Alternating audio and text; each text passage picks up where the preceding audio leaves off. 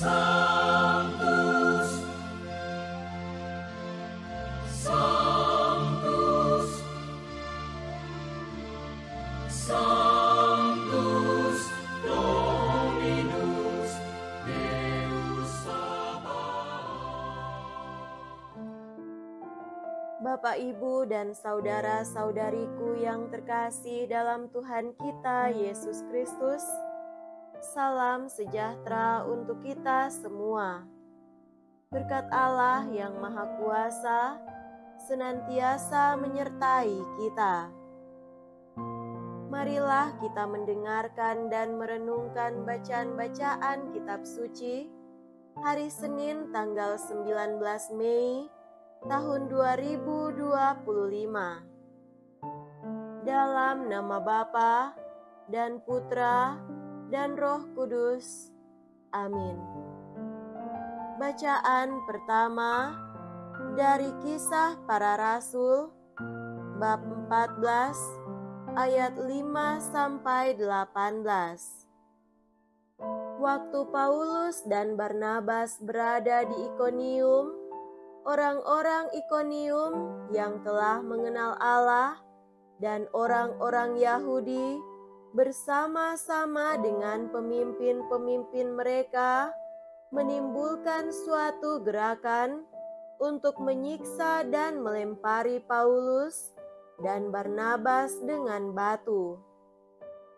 Setelah mengetahuinya, menyingkirlah rasul-rasul itu ke kota-kota Likaonia, yaitu Listra dan Derbe, dan daerah sekitarnya. Di situ mereka memberitakan Injil. Di Listra ada seorang yang duduk saja karena lemah kakinya. Ia lumpuh sejak dilahirkan dan belum pernah dapat berjalan. Ia duduk mendengarkan ketika Paulus berbicara. Paulus menatap dia dan melihat bahwa ia beriman dan dapat disembuhkan. Lalu kata Paulus dengan suara nyaring, "Berdirilah tegak di atas kakimu." Dan orang itu melonjak berdiri lalu berjalan kian kemari. Ketika orang banyak melihat apa yang telah diperbuat Paulus, mereka itu berseru dalam bahasa Likaonia, "Dewa-dewa telah turun ke tengah-tengah kita dalam rupa manusia." Barnabas mereka sebut Zeus dan Paulus mereka sebut Hermes, karena Paulus yang berbicara. Maka datanglah imam dewa Zeus yang kuilnya terletak di luar kota, membawa lembu-lembu jantan dan karangan-karangan bunga ke pintu gerbang kota untuk mempersembahkan korban bersama-sama dengan orang banyak kepada rasul-rasul itu. Mendengar itu, Barnabas dan Paulus mengoyakkan pakaian mereka, lalu turun ke tengah-tengah orang banyak itu sambil berseru, "Hai kamu sekalian, mengapa kamu berbuat demikian? Kami ini adalah manusia biasa, sama seperti kamu. Kami ada di sini untuk memberitakan Injil kepada kamu, supaya kamu meninggalkan perbuatan sia-sia ini dan berbalik kepada Allah yang hidup, yang telah menjadikan langit dan bumi, laut dan segala isinya.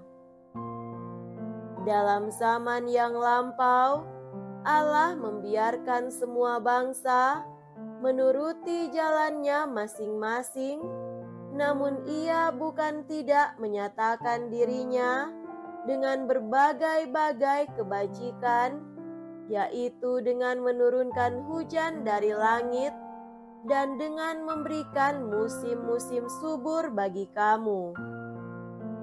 Ia memuaskan hatimu dengan makanan dan kegembiraan. Walaupun rasul-rasul itu berkata demikian, namun hampir-hampir tidak dapat mereka mencegah orang banyak mempersembahkan korban kepada mereka.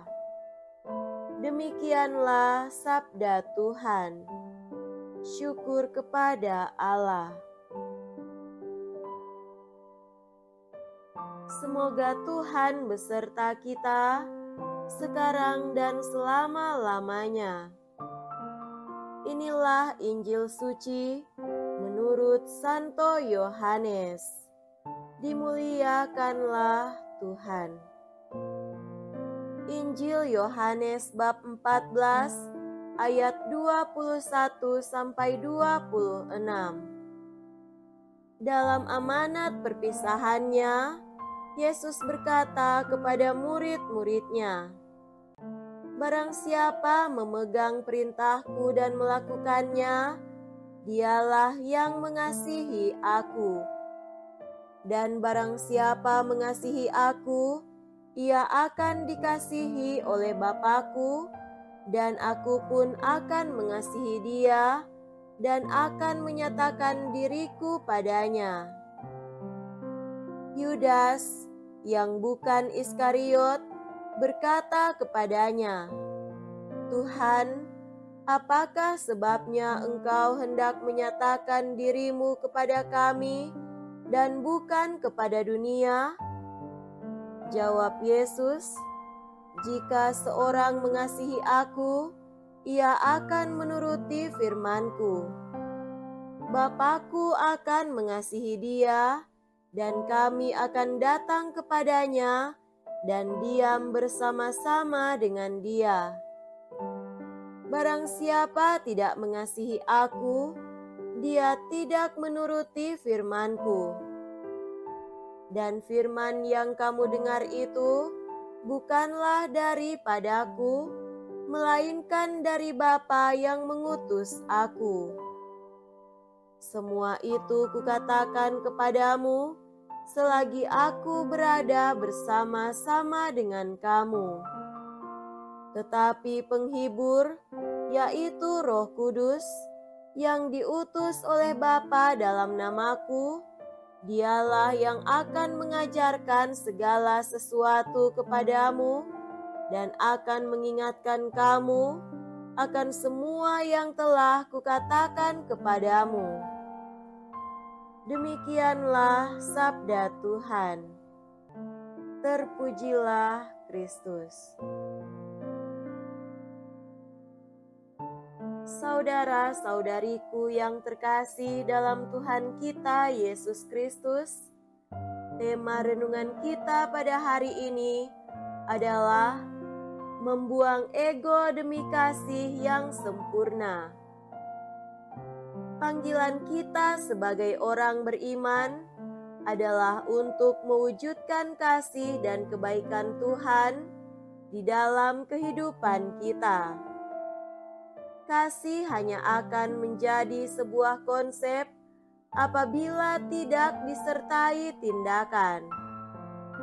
Kasih hanya akan menjadi sebuah formalitas belaka ketika egoisme dan nafsu tersembunyi di balik tindakan kasih itu.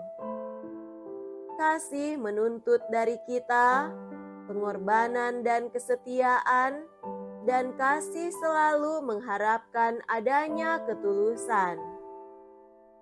Saudara terkasih, Yesus dalam perjalanan misinya selalu mengedepankan kasih.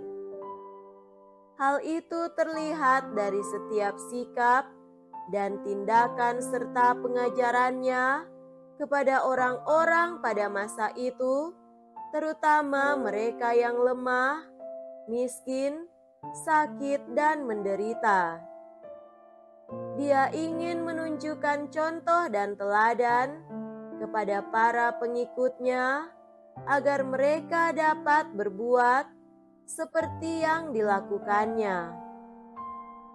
Akan tetapi, Mewujudkan kasih dengan ketulusan bukanlah hal yang mudah untuk dilakukan. Yesus pun mengalami begitu banyak tantangan dan kesulitan dalam perjalanan misinya untuk mengajarkan dan melakukan tindakan kasih.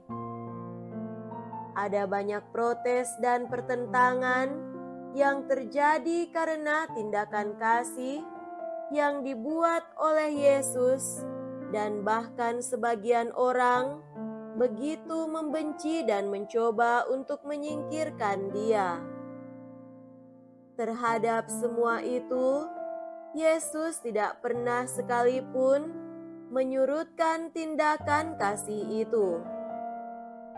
Bahkan demi kasih itu, Ia harus mengorbankan dirinya.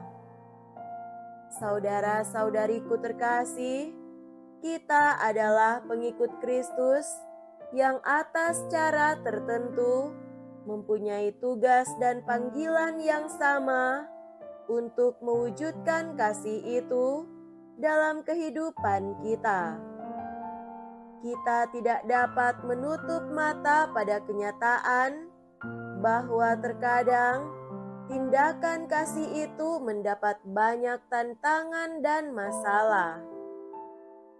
Akan tetapi, hal itu tidak membuat kita kehilangan niat dan semangat untuk menjadi orang baik dengan tindakan-tindakan kasih kita.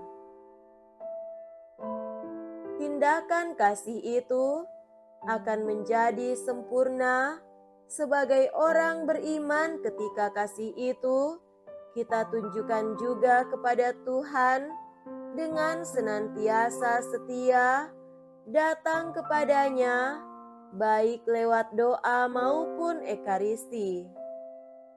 Oleh karena itu, jangan pernah lelah dan letih untuk datang kepada Tuhan, dan sempurnakanlah kasih-Mu kepada Tuhan dengan mengasihi dan mencintai sesamamu. Semoga demikian. Amin. Dalam nama Bapa dan Putra dan Roh Kudus. Amin.